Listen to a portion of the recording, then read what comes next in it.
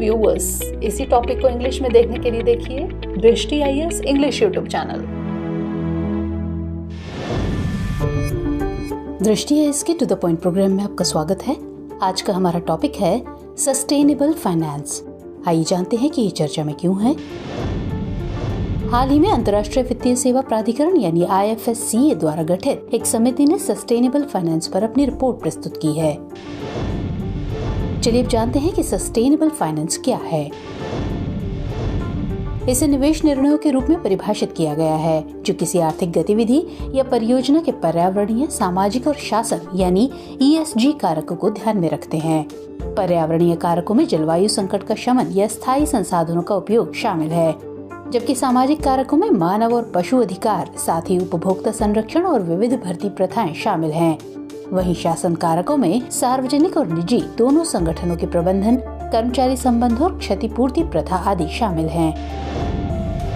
चलिए अब जानते हैं कि क्या है समिति की सिफारिशें। ये कुछ पहलुओं को विकसित करने की सिफारिश करती है, जैसे एक स्वैच्छिक कार्बन बाजार। कार्बन बाजार वैश्विक उत्सर्जन को कम करने के उद्देश्य से कार्बन उत्सर्जन को खरीदने और बेचने की अनुमति देते हैं। दूसरा, संक्रमण बॉन्ड के लिए ढांचा, जोखिम रहित तंत्र को विकसित करना, ग्रीन फिनटेक के लिए नियामक सैंडबॉक्स को बढ़ावा देना और एक वैश्विक जलवायु गठबंधन के निर्माण की सुविधा। स्थायी ऋण देने के लिए समर्पित MSME यानी सूक्ष्म, लघु और मध्यम उद्यम मंच की स्थापना। आपदा बॉन्ड, नगर पालिका बॉन्ड, हरित प्रतिभूतिकरण, मिश्रित वित्त जैसे नवीन उपकरणों के उपयोग को सुविधाजनक बनाना और IFSC में एकत्रीकरण सुविधाओं, प्रभाव निधि, हरित इक्विटी आदि को सक्षम करना। चलिए बात करते हैं अंतर्राष्ट्रीय वित्तीय सेवा केंद्र प्राधिकरण यानी IFSCA की। इसकी स्थापना 2020 में अंतर्राष्ट्रीय वित्तीय सेवा केंद्र प्राधिकरण अधिनियम 2019 के तहत की गई थी। इसका मुख्यालय GIFT यानी Gujarat international finance tech city Gandhinagar में है। ये IFSC में वित्तीय उत्पादों, वित्तीय सेवाओं और वित्तीय संस्थानों के विकास और विनियमन के लिए एक एकीकृत प्राधिकरण है। वर्तमान में गिफ्ट IFSC भारत में पहला अंतर्राष्ट्रीय वित्तीय सेवा केंद्र यानी IFSC है। IFSC की स्थापना से पहले IFSC को घरेलू वित्तीय नियामकों द्वारा नियंत्रित किया जाता था, यानी भारतीय रिजर्व बैंक यानी RBI, भारतीय प्रतिभूति और विनिमय बोर्ड यानी SEBI, भारतीय बीमा नियामक और विकास प्राधिकरण यानी IRDAI और पेंशन फंड नियामक और विकास प्राधिकरण यानी PFRDA।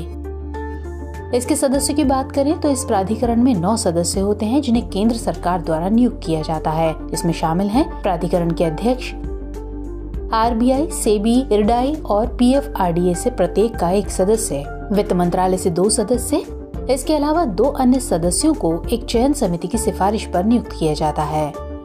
गौरतलब है कि IFSCA के सभी सदस्यों का कार्यकाल 3 साल का होता है, जो पुनर्नियुक्ति के पात्र होते हैं।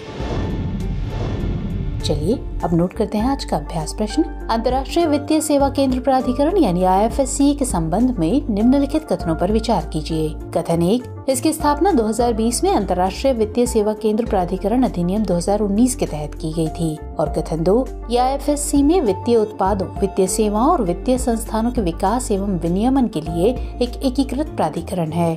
आपको बताना है कि इनमें से कौन सा या कौन से कथन सही है या सही है।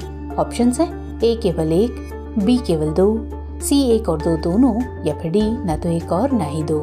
तो सवाल का जवाब कमेंट सेक्शन में जरूर दीजिएगा। मुलाकात होगी अगले एपिसोड में। तब तक के लिए जय हिंद।